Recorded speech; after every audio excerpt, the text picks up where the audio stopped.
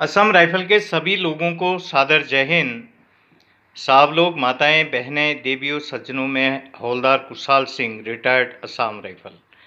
मैं असम राइफल की दशा और दिशा के बारे में आज कुछ चर्चा करूंगा। आप लोगों से आग्रह है कि मुझे अपने अपने विचार व्हाट्सएप के माध्यम से देकर असम राइफल में चल रहे सैकड़ों वर्षों से तुष्टीकरण और अन्याय रूपी सिस्टम और व्यवस्था में सुधार करके असम राइफल के लोगों को उनका जायज़ अधिकार दिलाने के लिए चलाई जा रही मुहिम में इस असम राइफल में चल रहे अज्ञान और अंधकार को मिटाने की मुहिम में आप मेरा मार्गदर्शन करेंगे और मेरा साथ देंगे, ऐसी मुझे आशा है।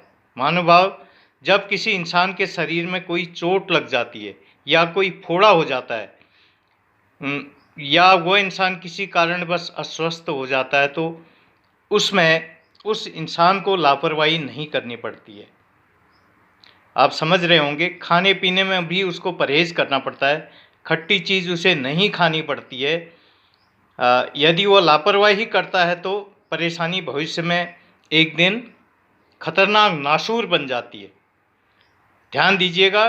ठीक उसी तरह असम राइफल में तुष्टीकरण, भ्रष्टाचार, अन्याय, अधर्म रूपी चोट और बीमारी फोड़ा नासूर बन चुका है।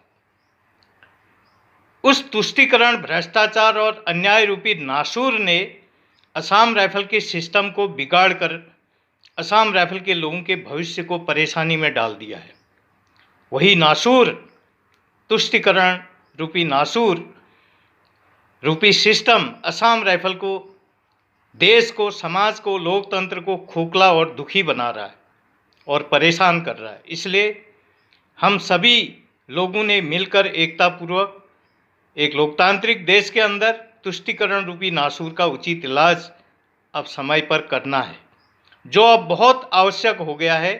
आज असम राइफल के भूतपूर्व सैनिक, सेवारत सैनिक, विधवा माता बहनें जिस तरह से खुद को ठगा सा महसूस कर रहे हैं, इसी आशा में लगे हैं कि कोई देवतुल्य असम राइफल का भूतपूर्व सैनिकों में से एक इंसान ऐसा आएगा जो असम राइफल की वास्तविक समस्या को देश के लोकतांत्रिक सिस्टम तथा न्याय सिस्टम तक पहुंचाकर असम राइफल की व्यवस्था में सुधार करवा सके और असम राइफल के लोगों के त्याग और परिश्रम, शौर्य, सेवा और बलिदान का लोगों को उनका वास्तविक हक दिला सके।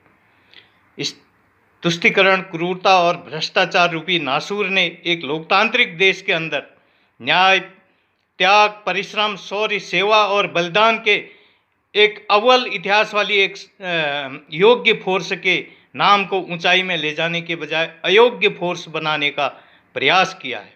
हालांकि मैं किसी व्यक्ति विशेष का नाम नहीं ले रहा हूं, लेकिन आज जिस तरह से असम राइफल के भूतपूर्व सैनिक, सेवारत सैनिक, हमारी विधवा, वीरांगनाएं, माताएं, बहनें अपने जायज़ हक से वंचित, अभावग्रस्त जीवन जीने को मजबूर हैं, अपने जीवन के, अपने जवानी के अमूल्य एक एक क्षण को अपने त्याग, परिश्रम, शौर्य, सेवा और बलिदान से अपने खून पसीने को बहाकर जिस तरह से असम राइफल के जवानों ने हमेशा विपरीत और विषम परिस्थितियों में देश की अंतर्राष्ट्रीय सीमाओं की और आतंकवाद क्षेत्रों में अपनी हमेशा विपरीत और कठिन हालातों में सेवा देकर देश की रक्षा सुरक्षा में अपना महत्वपूर्ण योगदान दिया, लेकिन इस नासूर बन चुके सिस्टम और व्यवस्था की खराबी के कारण एक लोकतांत्रिक देश के अंदर हमारी असम राइफल के लोग निराश और हताश महसूस कर रहे हैं। और ये वास्तविक तौर पर देश की सेना का ही अपमान नहीं है, बल्कि देश की रक्षा सुरक्षा सिस्टम और व्यवस्था का भी अपमान है।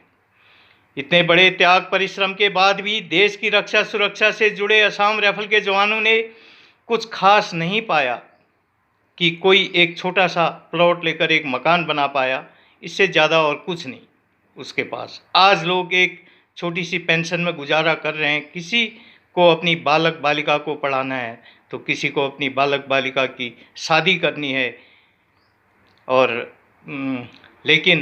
और किसी को अपने बालक बालिका को आत्मनिर्भर बनाना है, लेकिन उसके पास एक फूटी कौड़ी नहीं है और नहीं उसे कहीं से मदद मिलने की उम्मीद है। यहाँ तक कि उसे अपने भाई बहन जिसे उसने ज़रूरत के वक्त उनकी मदद करके अपने खून पसीने की कमाई से उनको पढ़ाया, उनके भविष्य को बनाया, उनके शादी के लिए जेवर बनाया, उनको अपने खून पसीने की कमाई से अपने पैरों पर खड़ा होने में मदद की और उनकी शादी में भी मदद की। लेकिन आज जब उसको उस परिवार की जब उनको उस परिवार की उन सफल लोगों ने मदद करनी चाहिए थी जिसने उनको ज़रूरत के समय मदद की थी, लेकिन आज असम राइफल के भूतपूर्व सैनिक परिवारों, वीरांगनाएं, माताएं, बहनों को ज़रूरत थी, लेकिन इस तुष्टीकरण रूपी व्यवस्था ने अन्याय का पैंतरा चलाकर देश की महान सेना असम राइफल के जवानों के साथ ही नहीं बल्कि रक्षा सुरक्षा से जुड़े सिस्टम और व्यवस्था के साथ भी अन्याय किया है। आज मेरे असम राइफल के भूतपूर्व सैनिक को ज़रूरत है पैसे की, क्योंकि किसी को अपने बालक बालिका को पढ़ाना है, किसी को अपने बालक बालिका की शादी, तो किसी को अपने बालक बालिका को आत्मनिर्भर बनाने में मदद करनी है, लेकिन कोई कहीं से उसे मदद मिलने की उम्मीद नहीं है।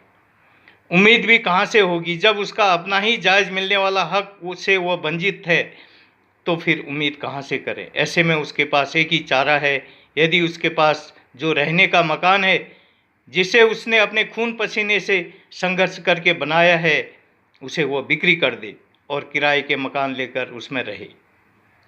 अभी वह अपने बालक बालिका को तभी वह पढ़ा सकता है, तभी वो अपने बालक बालिका की शादी कर सकता है, लेकिन उसे अपने खुद के मकान से वंचित होना पड़ेगा।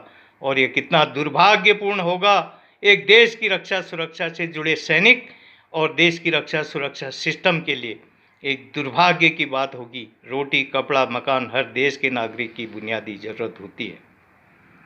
महापुरुष कहते हैं किसी एक लोकतांत्रिक देश के भीतर क्रूरता, गलत उद्देश्य से लेकर गलत नियत से लेकर चलने वाला इंसान भ्रष्टाचारी, तुष्टीकरण वाला क्रूरता उस फोड़े की तरह है जिसका समय पर सही इलाज नहीं किया गया तो वो नासूर बनकर समाज और देश को बहुत तकलीफ देता है।